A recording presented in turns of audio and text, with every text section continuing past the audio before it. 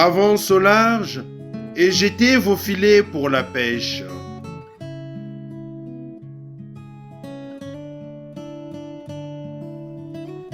Maître, nous avons peiné toute la nuit sans rien prendre. Mais sur ta parole, je vais jeter les filets.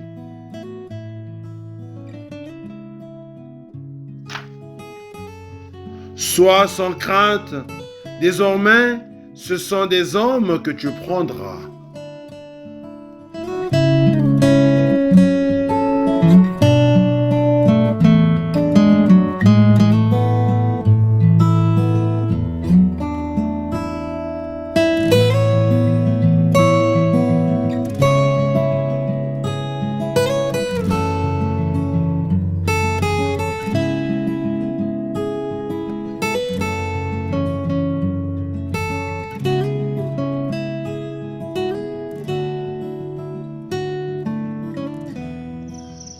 Évangile de Jésus-Christ selon saint Luc.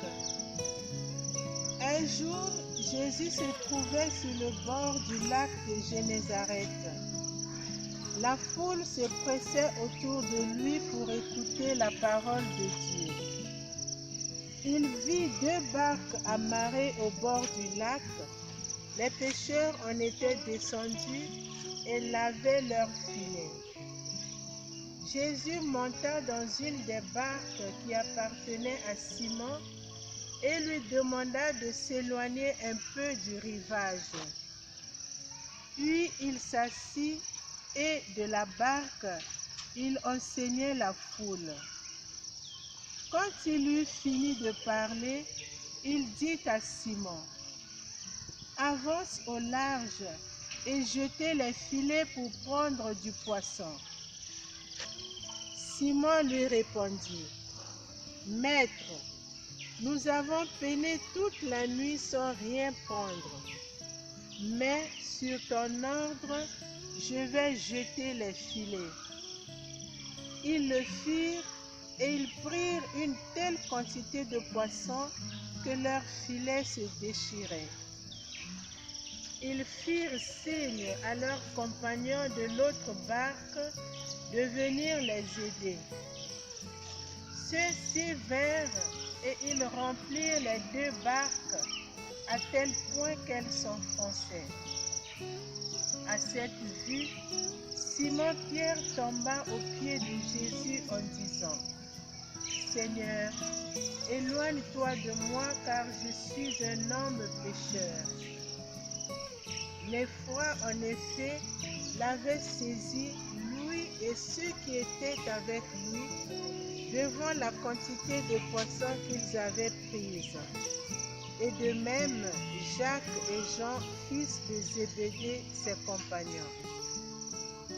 Jésus dit à Simon: « Sois sans crainte, désormais ce sont des hommes que tu prendras. » Alors, ils ramenèrent les barques aux rives et, laissant tout, ils le suivirent.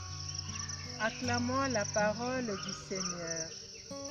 Louange à toi, Seigneur Jésus.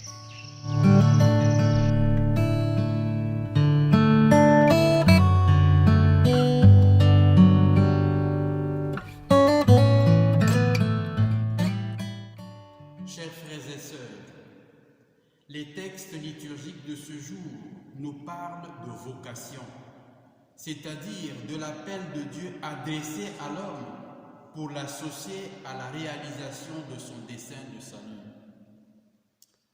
Le rêve le plus impérieux de Dieu, c'est la communion de vie avec l'homme pour toujours, éternellement, et c'est le fondement de la vocation de chacun et de chacune d'entre nous. En lisant les lectures de ce dimanche, on peut noter une constante bidimensionnelle qui traverse chacun des récits. Il y a d'une part l'homme, son péché, ses limites, sa petitesse et son indignité qui lui inspirent la crainte et un sentiment d'insécurité. Malheur à moi, je suis perdu, car je suis un homme aux lèvres impures. J'habite au milieu d'un peuple aux lèvres impures, dit le prophète Isaïe dans la première lecture. Je ne suis pas digne d'être appelé apôtre, puisque j'ai persécuté l'Église de Dieu, dit saint Paul dans la deuxième lecture. Éloigne-toi de moi, Seigneur, car je suis un homme pécheur, dit saint Pierre dans l'Évangile. Chers frères et sœurs, Dieu choisit donc des hommes pécheurs, mais disposés à collaborer avec sa grâce qui, au moyen de la conversion, les établit dans des dispositions intérieures conformes à son projet. Et d'autre part, il y a la sainteté, la grandeur de Dieu et sa grâce, qui rassure l'homme dans sa fragilité. Ceci a touché tes lèvres et ta faute est enlevée, ton péché est pardonné, dit l'un des séraphins au prophète Isaïe.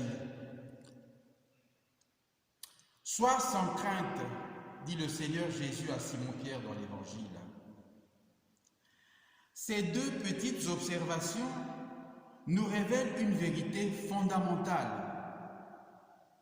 Frères et sœurs, nous sommes au service d'un mystère qui nous dépasse infiniment par sa grandeur, mais qui en même temps nous attire et se révèle comme étant la source et la plénitude de notre être.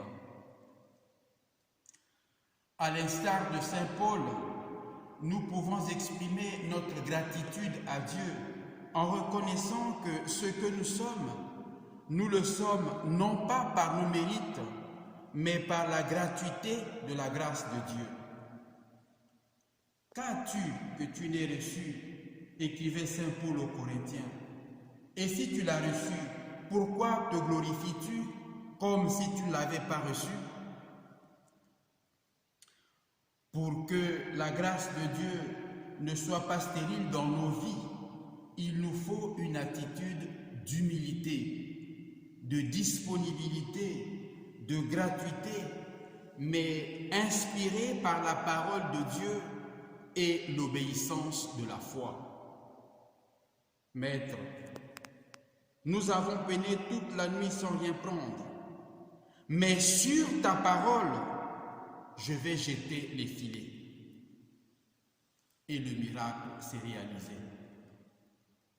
Chers frères et sœurs, les solutions humainement impossibles à nos problèmes sont toujours possibles à Dieu.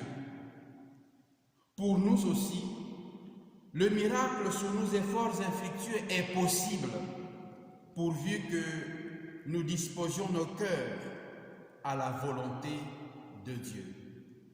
Amen.